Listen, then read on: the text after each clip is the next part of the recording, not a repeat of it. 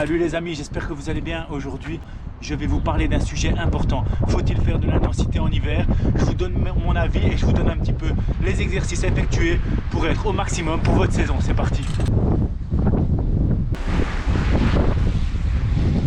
Je vous emmène avec moi, on va parler de tout ça plus en détail, mais n'oubliez pas quelque chose de très important. Le meilleur entraînement est l'entraînement que vous kiffez le plus. Parce que si vous vous forcez à faire des choses que vous n'aimez pas, ça n'ira jamais. Donc voilà, ça reste un sport où il faut rester focus, mais faites ce que vous aimez et vous n'êtes pas obligé d'écouter ce que les gens disent ou ce qui est dans la norme. Faites vraiment ce que vous kiffez au plus.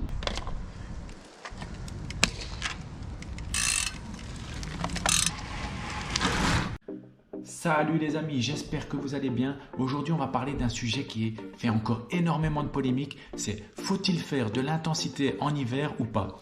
Donc pour ma part, je ne pense pas qu'il y ait forcément un bon ou un mauvais côté à faire de l'intensité. C'est juste que ça va être le fonctionnement et la façon dont on va s'y prendre pour faire cette intensité qui va être importante.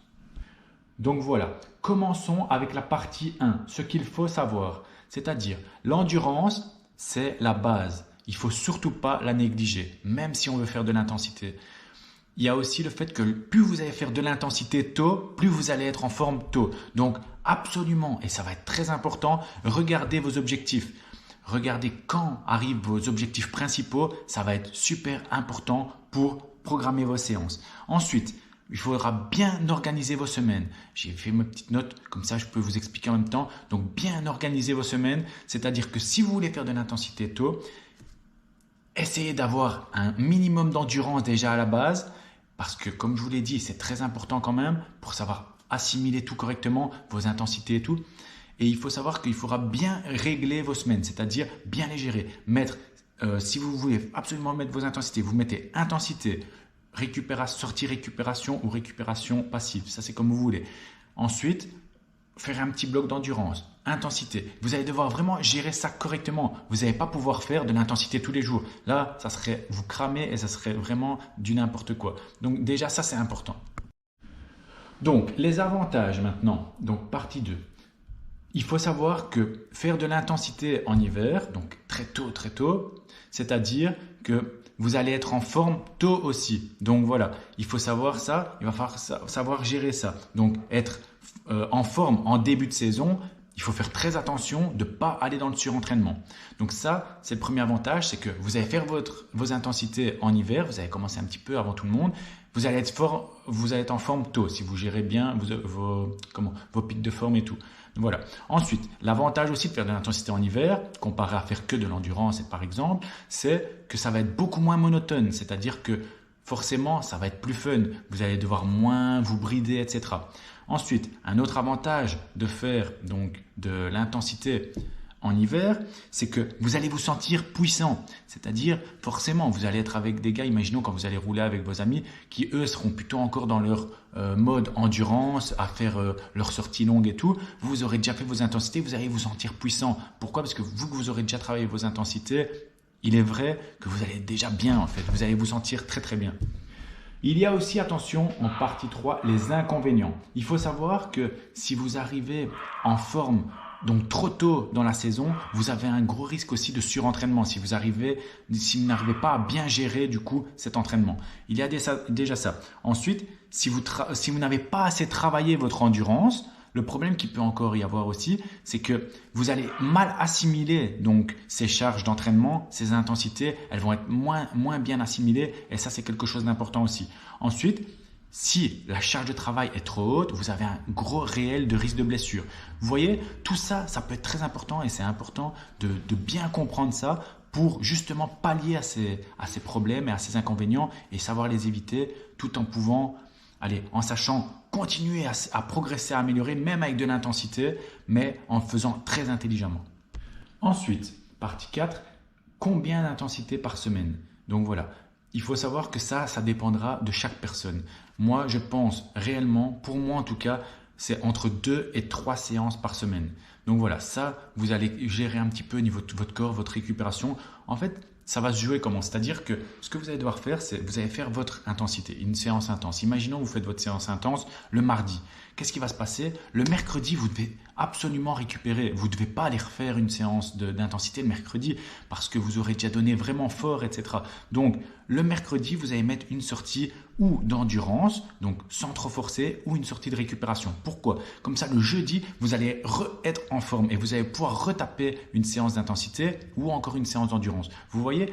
Donc, vous pouvez aller jusqu'à en caser 2 à 3 séances intensives. Si vous mettez 2 séances intensives par semaine, au moins ça vous laissera à chaque fois 2 jours à chaque fois après votre prochaine intensité. Par exemple, vous faites le mardi, vous saurez faire la prochaine intensité le vendredi. Vous voyez, ça peut aider. Maintenant, si vous en faites 3, vous faites le lundi, vous faites le mercredi et vous faites le vendredi, par exemple. Vous voyez, il y a moyen de bien gérer ça, etc. Donc voilà, entre 2 et 3 intensités, ça semble être vraiment pas mal. Maintenant, je vous parle de ça. Là, on est toujours en hiver. Donc, comme je vous ai dit, il faut savoir ce que vous voulez. Est-ce que vous voulez être en forme tout de suite? Mais il faut savoir récupérer entre eux, donc très très important. Regardez bien ça, hein, c'est super important.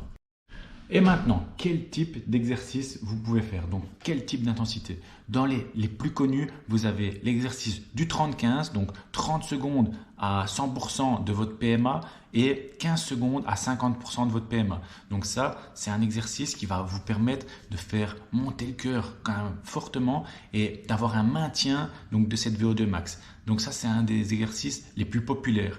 Ensuite, je vous laisse regarder sur Internet pour vraiment avoir 100% les séances ou sur ma chaîne YouTube. Je sais bien que j'ai déjà mis par exemple le 30-30, le 30-15 va suivre. J'ai mis quelques entraînements donc, sur ma chaîne YouTube. Donc, après le 30-15, vous avez le 30-30. Donc, le 30-30, c'est 30 secondes où vous allez faire à votre PMA, 30 secondes où vous allez faire en récupération. Attention, vous pouvez faire comme vous voulez. Il y en a qui font 30 secondes PMA, 30 secondes récupération ou d'autres qui font 30 secondes FTP, 30 secondes récupération. En fait, l'intensité, vous allez la faire comme vous voulez réellement. Le mieux, quand vous faites de l'intensité, c'est de toujours monter plus haut. Donc, forcément, faire des intensités à PMA. Donc, quand je parle du 30-15 et du 30-30. Par contre, ensuite, en intensité, vous pouvez faire aussi les intensités au seuil, c'est-à-dire les intensités à FTP. Là, vous allez partir sur des blocs plus longs, donc des blocs de 5, 10, 15 minutes. Vous allez vous mettre à FTP, puis après, vous allez laisser 5 minutes de récupération. Imaginons, vous faites un bloc d'intensité FTP. Vous allez faire quoi? Vous allez vous mettre, imaginons, 10 minutes à FTP. Puis après, 5 minutes récupération, 10 minutes à FTP, 5 minutes récupération, 10 minutes à FTP. Et puis, vous continuez. Moi, par contre, pour ce style de séance, donc j'adore les faire dans mes séances d'endurance. Pourquoi? Parce que vous allez avoir des fois des séances d'endurance entre parenthèses récupération, c'est-à-dire où vous allez avoir une endurance, vous allez rester en endurance toute la séance et il va y avoir beaucoup aussi, c'est venu vraiment des professionnels, ça c'est les endurances avec le travail au seuil à l'intérieur, ce que je viens de vous expliquer. Donc vous faites une séance de 2 heures, 3 heures et dedans vous venez mettre votre travail à FTP. Ça c'est monstrueux. Ensuite, vous avez aussi votre travail de force max et de sprint. Ça aussi c'est du très très lourd en intensité.